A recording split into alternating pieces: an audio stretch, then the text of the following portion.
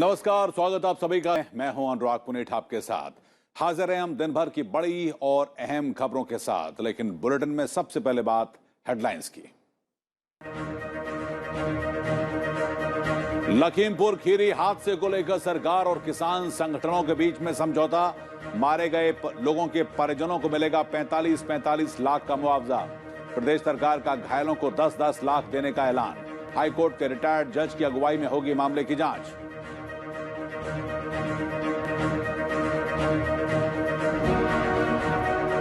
सैन्य हथियारों के आधुनिकीकरण के लिए प्रतिबद्ध है सरकार। डीआरडीओ के कार्यक्रम में रक्षा मंत्री राजनाथ सिंह का संबोधन। कहा, नई स्वदेशी तकनीक का विकास समय की मांग। दोहरे उपयोग वाली प्रौद्योगिकियों के विकास पर ध्यान देने की जरूरत।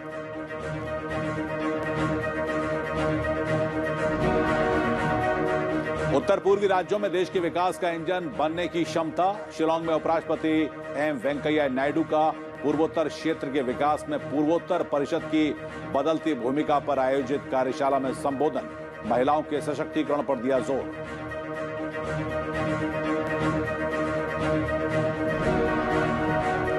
देश में जारी कोविड रोधी टीकाकरण अभियान में नया रिकॉर्ड। 91 करोड़ वैक्सीनेशन के साथ 70% वयस्क आबादी को लगी वैक्सीन की पहली डोज। जल्द शुरू होगा बच्चों का भी वैक्सीनेशन। गंभीर बीमारी से पीड़ितों को मिलेगी प्राथमिकता।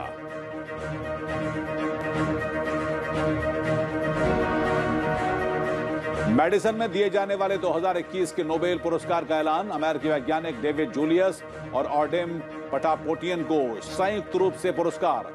तापमान और स्पर्श के लिए रिसेप्टर्स की खोज के लिए सम्मान।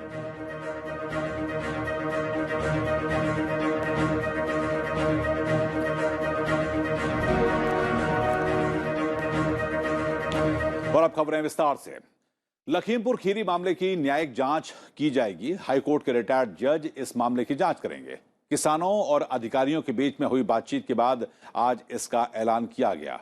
प्रदेश सरकार ने मृतकों के परिवार को 45 लाख रुपए का मुआवजा देने का ऐलान कर लिया है।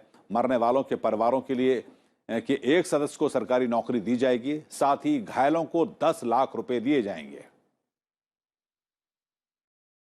शासन से विचार विमर्श करने के उपरांत यह निर्णय लिया गया है कि जो तहरीर, जो कंप्लेन शासन के इन लोगों के द्वारा दी गई थी, उस पर समुचित धाराओं में एफआईआर पंजीकृत किया गया है।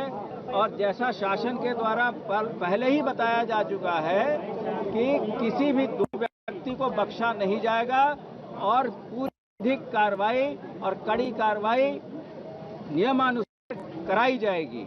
इसके अतिरिक्त एक न्यायिक जांच इस पूरे प्रकरण की हाई कोर्ट के वरिष्ठ रिटायर्ड जज के द्वारा कराई जाएगी।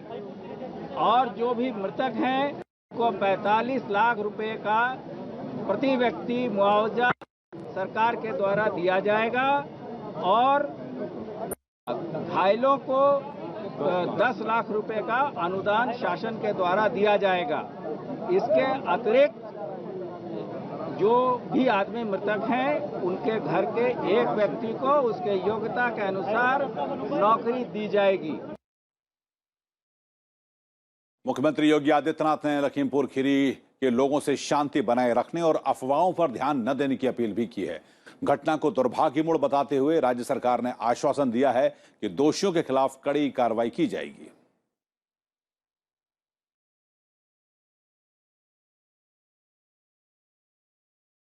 गहराई से जाते हुए इसका इन्वेस्टिगेशन हो रहा है और मुख्यमंत्री जी स्वयं कह चुके हैं जो भी दोषी होएगा उसको कड़ी से कड़ी सजा दी जाएगी। लेकिन जो विपक्ष के लोग हैं वो राजनीतिक अवसरवादी हैं और चुनाव सिर पे है, तो उसको देखते हुए एक पॉलिटिकल टूरिज्म चल रहा है। उधर पेंडोरा पेपर से जुड़े हुए मामले की जांच अब की जाएगी। केंद्र सरकार ने निर्देश दिया है कि पेंडोरा पेपर लीक के मामले की जांच की निगरानी सीबीडीटी के चेयरमैन की अध्यक्षता में होगी, जिसमें सीबीडीटी, प्रवर्तन निदेशालय, भारतीय रिजर्व बैंक और वित्तीय खुफिया इकाई के प्रतिनिधि इसमें शामिल होंगे। पेंडोरा पेपर लीक मामले में देश विदेश के कई राजनेता और बड़ी हस्तियों के विदेशी निवेश और संपत्तियों के विवरण की जानकारी का खुलासा किया गया है। International consortium of investigative journalist ने रविवार को दस्तावेज जारी किए थे और खुलासा करने वाले आईसीआईजे में 117 देशों के 150 मीडिया हाउस के 600 से अधिक पत्रकार भी शामिल हैं। रक्षा मंत्री राजनाथ सिंह ने दोहरे उपयोग वाली तकनीक विकसित करने पर जोर देते हुए कहा कि इसका बड़े पैमाने पर सेना और सिविल दोनों को लाभ मिल सकेगा। आज डेयर टू ड्रीम पुरस्कार विजेताओं और डीआरडीओ के युवा वैज्ञानिकों को संबोधित करते हुए रक्षा मंत्री ने यह बात कही। रक्षा मंत्री ने कहा कि सेना को अत्याधुनिक उपकरणों से लैस करने के लिए रिसर्च और डेवलपमेंट पर विशेष फोकस किया जा रहा है और सैन्य उत्पादन के लिए निजी क्षेत्र की भागीदारी पर भी जोर है। वैश्विक सुरक्षा चिंताओं, सीमा विवादों और समुद्री मामले की अहमियत की बात भी उन्होंने कही। रक्षा मंत्री ने कहा कि नई और स्वदेशी प्रौद्योगिकियां समय की मांग है, इसलिए हमें भविष्य की प्रौद्योगिकियों के विकास पर काम करना होगा और हमारा उद्देश्य किसी भी चुनौती से निपटने के लिए अपने बलों को नवीनतम मशीनरी से लैस करना है। इनोवेशन, डिजाइन और डेवलपमेंट के फील्ड में अवार्ड प्राप्त कर रहे इन साइंटिस्ट से देश की बाकी युवा इंस्पायर होंगे और भविष्य में पाथ ब्रेकिंग इनोवेशन करके इस पीढ़ी को और आगे बढ़ाएंगे। उधर दिल्ली में कंपनी सेक्रेटरी ऑफ इंडिया के 53वें स्थापना दिवस समारोह को आज वित्त मंत्री निर्मला सीतारमण ने संबोधित किया। समारोह को संबोधित करते हुए केंद्रीय वित्त मंत्री ने कहा कि कंपनियों को सहूलियत के लिए कई प्रकार की सुविधा मुहैया कराई जा रही है।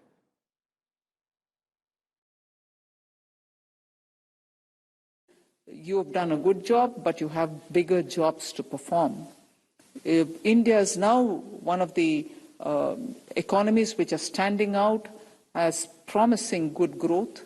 That's going to be easier for companies to contribute towards the Indian economy if you keep the pace at which you worked in the last year with your companies. Greater compliance is also the task. But when compliances are becoming easier, greater compliance should be easier too. देश में Covid टीकाकरण के अब मामले 91 करोड़ के पार पहुंच गए हैं। देश में वयस्कों की करीब 70% आबादी को कोविड का पहला टीका लगाया जा चुका है। केंद्रीय स्वास्थ्य मंत्री मनसुख मंडाविया ने ट्वीट करके इसकी जानकारी दी और कहा कि देश कोविड महामारी के विरुद्ध संघर्ष में महत्वपूर्ण उपलब्धि हासिल कर रहा है। स्वास्थ्य मंत्रालय के मुताबिक 25% आबादी का पूर्ण टीकाकरण हो चुका है। सितंबर में प्रतिदिन औसतन 79 लाख से अधिक खुराकें दी गईं।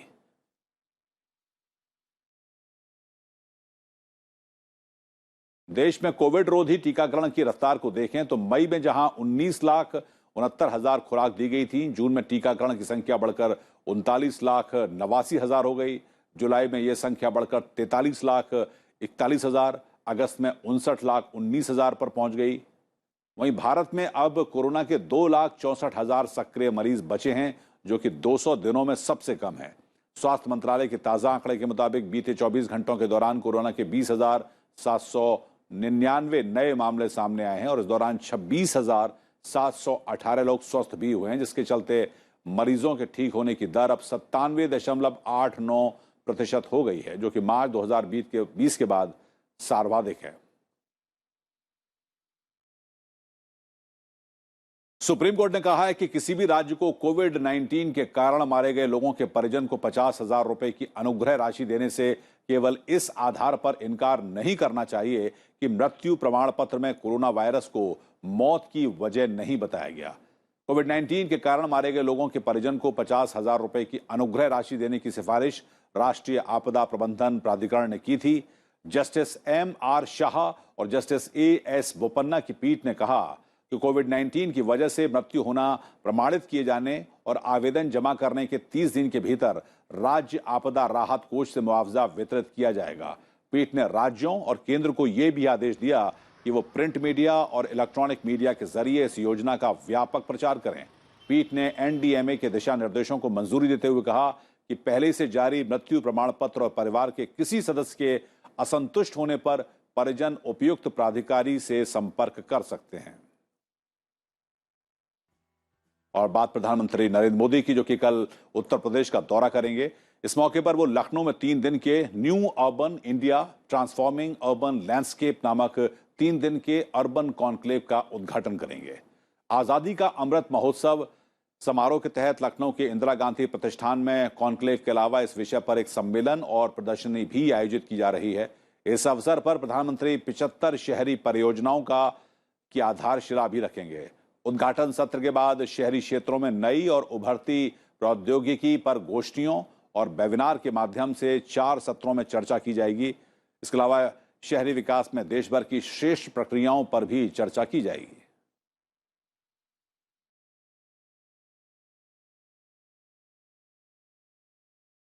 और अब वक्त तो चला है राज्यों से जुड़ी हुई अहम खबरों को जानने का।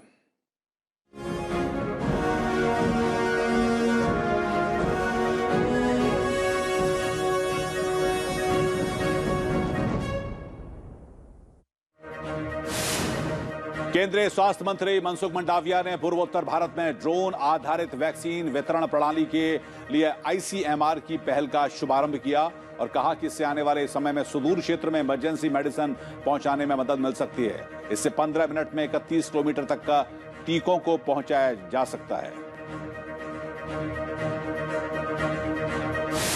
केंद्रीय कपड़ा और रेल राज्य मंत्री दर्शना विक्रम जरदोज जम्मू कश्मीर के दौरे पर हैं। यहां उन्होंने वेमिना वुलन मिल्स और राजबाग में गवर्नमेंट सिल्क फैक्ट्री का जायजा लिया और साथ ही उन्होंने सेरिकल्चर विभाग के अधिकारियों से मुलाकात करके उनके प्रयास की सराहना की।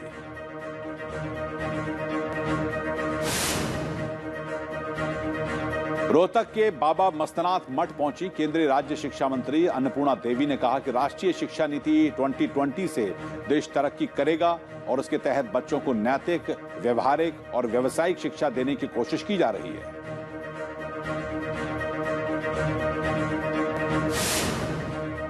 पश्चिम बंगाल में सत्तारूढ़ तृणमूल कांग्रेस ने तीनों विधानसभा सीटें जीत ली हैं। इन तीनों सीटों के लिए 30 सितंबर को वोट डाले गए थे।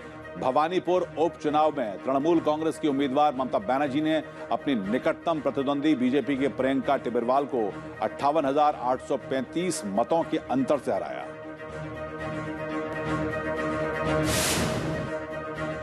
बीजेपी ने असम विधानसभा की 5 सीटों पर होने वाले उपचुनाव के मद्देनजर 3 उम्मीदवारों के नामों की घोषणा कर दी है।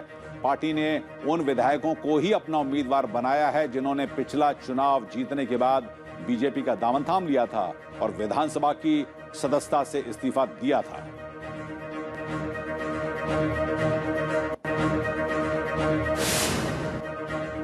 ड्रग्स केस में शाहरुख खान के बेटे आर्यन खान को राहत नहीं मिली है। मुंबई की कोर्ट ने उनकी जमानत याचिका खारिज कर दी है। आर्यन समेत 2 और लोग 7 अक्टूबर तक एनसीबी की हिरासत में ही रहेंगे। एनसीबी ने सभी लोगों के लिए 9 दिन की कस्टडी की मांग की थी।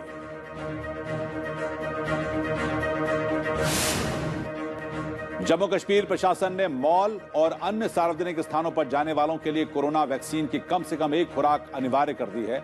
सभी सरकारी दफ्तरों, रेस्टोरेंट सहित अन्य जगहों पर वयस्कों को टीका लगाए जाने को जरूरी करार दिया गया है।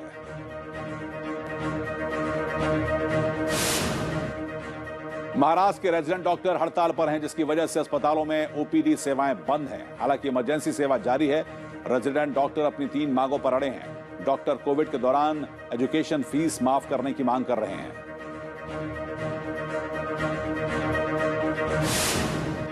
बाबा अमरनाथ की पवित्र गुफा और उसके आसपास के क्षेत्र में बर्फबारी हुई है। साथ ही कुपवाड़ा और बारामूला जिले में ओलावृष्टि हुई। इससे पूरे क्षेत्र में मौसम बदल गया है। ओलावृष्टि से सेब की फसल और सब्जियों को नुकसान पहुंचा है।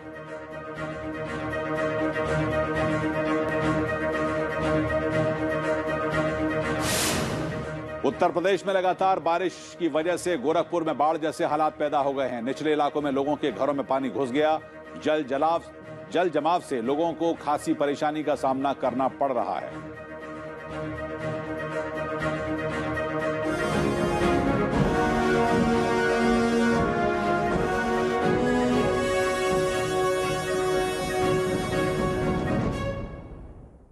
विदेश सचिव हर्षवर्धन श्रृंगला श्रीलंका के दौरे पर हैं और वहां पर उन्होंने आज श्रीलंका के प्रधानमंत्री महिंदा राजपक्षे से मुलाकात की।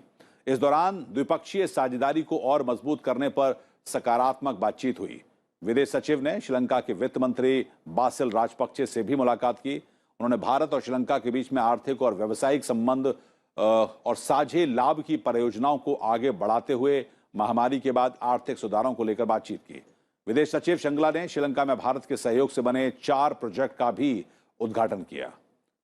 इससे पहले श्रीलंका विदेश सचिव ने श्रीलंका के तमिल बहुल उत्तरी प्रांत में जाफना के पलानी एयरपोर्ट का निरीक्षण किया था, जहां भारत की सहायता से किए जा रहे विकास कार्यों पर अधिकारियों ने उनको जानकारी दी। विदेश सचिव ने कहा कि श्रीलंका में कोविड की स्थिति सामान्य होने पर ही जाफना से चेन्नई के बीच में विमान सेवाएं और कराईकल, कांकेर, संतोरई और धनुषकोटी और तलाई मनार के बीच में नौका सेवाएं शुरू करने जैसी पहल पर काम करना बेहतर होगा। उन्होंने कहा कि कोविड महामारी के दौरान भारत ने श्रीलंका की विशिष्ट और तत्काल चिकित्सा जरूरतों के लिए अपने हवाई क्षेत्र को खुला रखा है।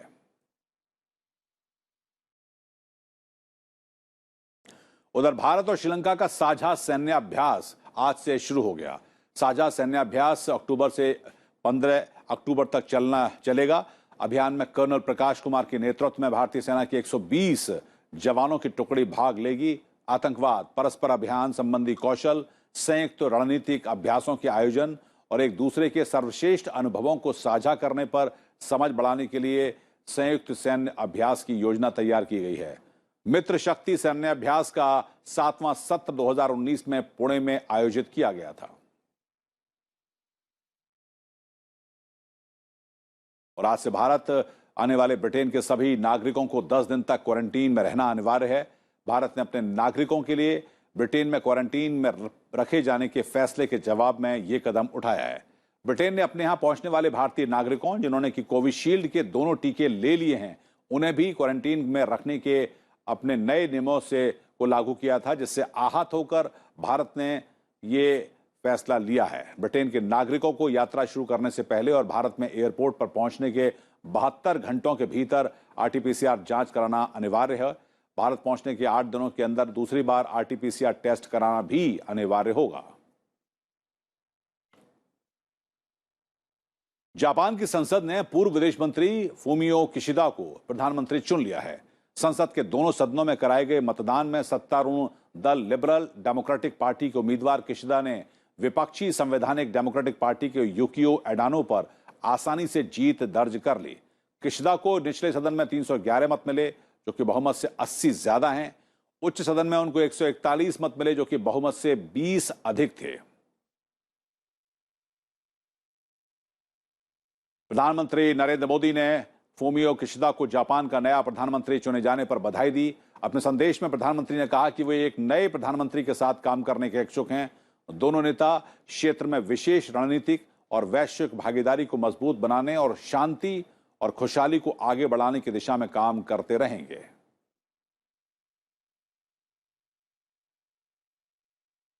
मेडिसिन में दिए जाने वाले नोबेल पुरस्कार का ऐलान कर दिया गया है। इस बार अमेरिका के वैज्ञानिक डेविड जूलियस और आरडेम पटापोट्टी को संयुक्त रूप से यह पुरस्कार दिया जाएगा। उन्हें यह पुरस्कार तापमान और स्पर्श के लिए रिसेप्टर्स की खोज के लिए दिया गया है। नोबेल प्राइज की घोषणा नोबेल कमेटी के महासचिव थॉमस पर्लमैन ने आज की।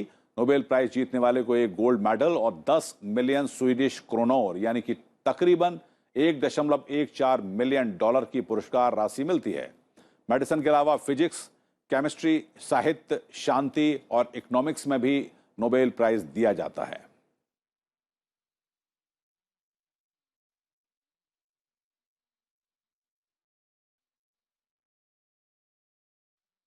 आज स्वतंत्रता संग्राम सेनानी श्यामजी कृष्ण वर्मा की जयंती है। इस मौके पर उपराष्ट्रपति, प्रधानमंत्री सहित गणमान्य लोगों ने उनको श्रद्धांजलि अर्पित की। उपराष्ट्रपति वेंकैया नायडू ने स्वतंत्रता सेनानी श्यामजी कृष्ण वर्मा को उनकी जयंती पर नमन करते हुए कहा कि श्यामजी कृष्ण वर्मा एक समर्पित देशभक्त थे, जिन्होंने लंदन का इंडिया हाउस क्रांतिकारियों का केंद्र बना दिया था। उनके विचार और जीवन दर्शन लगातार भारतीयों को प्रेरित करते रहेंगे। प्रधानमंत्री नरेंद्र मोदी ने कहा कि महान क्रांतिकारी और स्वतंत्रता सेनानी श्यामजी कृष्ण वर्मा को उनकी जयंती पर श्रद्धांजलि। देश को गुलामी से मुक्त कराने के लिए उन्होंने अपना जीवन समर्पित कर दिया। कृतज्ञ राष्ट्र आजादी की लड़ाई में उनके योगदान को कभी भुला नहीं पाएगा। आपको बता दें कि 31 मार्च 1930 को जिनेवा के एक अस्पताल में श्यामजी कृष्ण वर्मा का निधन हो गया था। उनका पार्थिव शरीर अंतर्राष्ट्रीय कानूनों की वजह से भारत नहीं लाया जा सका और वहीं पर उनकी अंत्येष्टि कर दी गई थी। उनका दाह संस्कार कर उनकी अंत्येष्टियों को जिनेवा की सेंट जॉर्ज सिमेट्री में रखा गया था।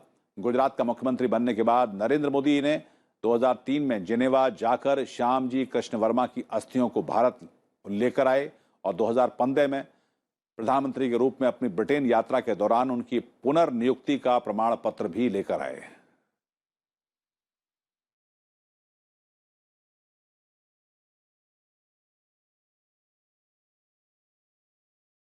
तो आज के बुलेटिन में इतना ही, लेकिन जाते जाते आपको छोड़ जाते हैं पॉजिटिव न्यूज के साथ। पुणे में विंटेज और क्लासिक पुरानी मोटर बाइक और कार की प्रदर्शनी लगाई गई है। आपको छोड़ जाते हैं विंटेज मोटर बाइक की इन तस्वीरों के साथ और मुझको दीजिए इजाजत। नमस्कार।